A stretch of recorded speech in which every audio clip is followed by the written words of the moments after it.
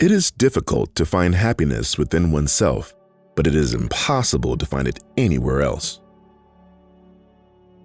A man can be himself only so long as he is alone, and if he does not love solitude, he will not love freedom, for it is only when he is alone that he is really free. The art of not reading is a very important one.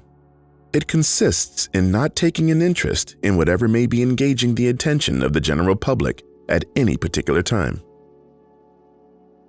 Man can do what he wills, but he cannot will what he wills. Happiness consists in frequent repetition of pleasure. Universal compassion is the only guarantee of mortality. When we read another person thinks of us, we merely repeat his mental process. Talent hits a target no one else can hit. Genius hits a target no one else can see. Mostly, it is loss which teaches us about the worth of things. One should use common words to say uncommon things. To free a man from error is to give, not to take away. Knowledge that a thing is false is a truth. A sense of humor is the only divine quality of man. If children were brought into the world by an act of pure reason alone, would the human race continue to exist? Books are humanity in print. The cheapest sort of pride is national pride, for if a man is proud of his own nation, it argues that he has no qualities of his own of which he can be proud. Otherwise, he would not have recourse to those which he shares with so many millions of his fellow men. The man who is endowed with important personal qualities will be only too ready to see clearly in what respects his own nation falls short, since their failings will be constantly before his eyes. I have not yet spoken my last word about women. I believe that if a woman succeeds in withdrawing from the mass, or rather, rising herself from above the mass, she grows ceaselessly and more than a man. A man finds himself, to his great astonishment, suddenly existing after thousands and thousands of years of non-existence. He lives for a little while, and then again comes an equally long period when he must exist no more. The heart rebels against this and feels that it cannot be true. There are very few who can think, but every man wants to have an opinion, and what remains but to take it ready-made from others instead of forming opinions for himself? Politeness is to human nature what warmth is to wax. It is a wise thing to be polite. Consequently, it is a stupid thing to be rude. Religion is the masterpiece of the art of animal training, for it trains people as to how they shall think. You should read only when your own thoughts dry up, which will of course happen frequently enough, even to the best heads. But to banish your own thoughts so as to take up a book is a sin against the Holy Ghost. It is like deserting untrammeled nature to look at the herbarium or engravings of landscapes. The life of every individual, viewed as a whole and in general, and when only its most significant features were emphasized, is really a tragedy. But gone through in detail, it has the character of a comedy.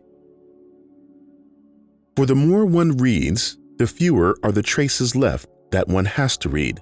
The mind is like a tablet that has been written over and over. Hence, it is impossible to reflect, and it is only by reflection that one can assimilate what one has read. If one reads straight ahead without pondering over it later, what has been read does not take root, but is for the most part lost. The world is my idea. After your death, you will be what you were before your birth. There is some wisdom in taking a gloomy view and looking upon the world as a kind of hell, and in confining one's efforts to securing a little room that shall not be exposed to the fire. A genuine work of art can never be false, nor can it be discredited through the lapse of time, for it does not present an opinion, but the thing itself. Men need some kind of external activity because they are inactive within. If they gossip about you, it means that you are enough not only for yourself, but for others. Honor has not to be won, it must only not be lost. Why is it that in spite of all the mirrors in the world, no one really knows what he looks like?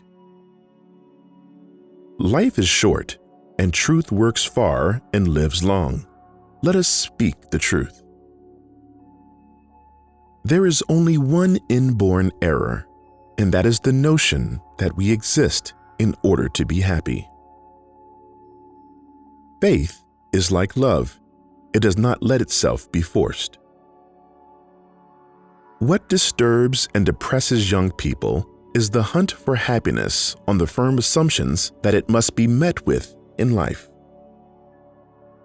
Deceptive images of a vague happiness hover before us in our dreams, and we search in vain for their original.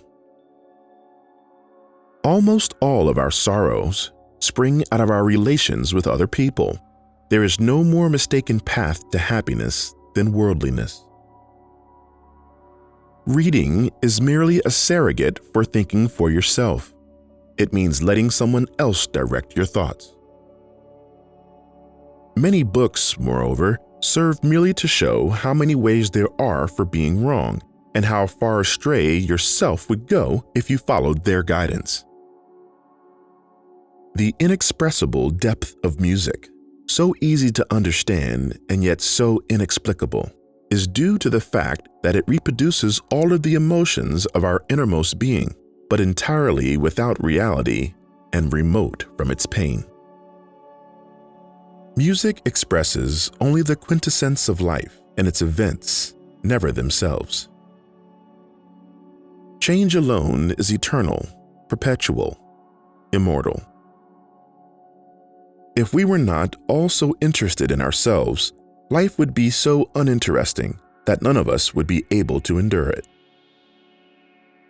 In order to read what is good, one must make it a condition never to read what is bad, for life is short, and both time and strength limited.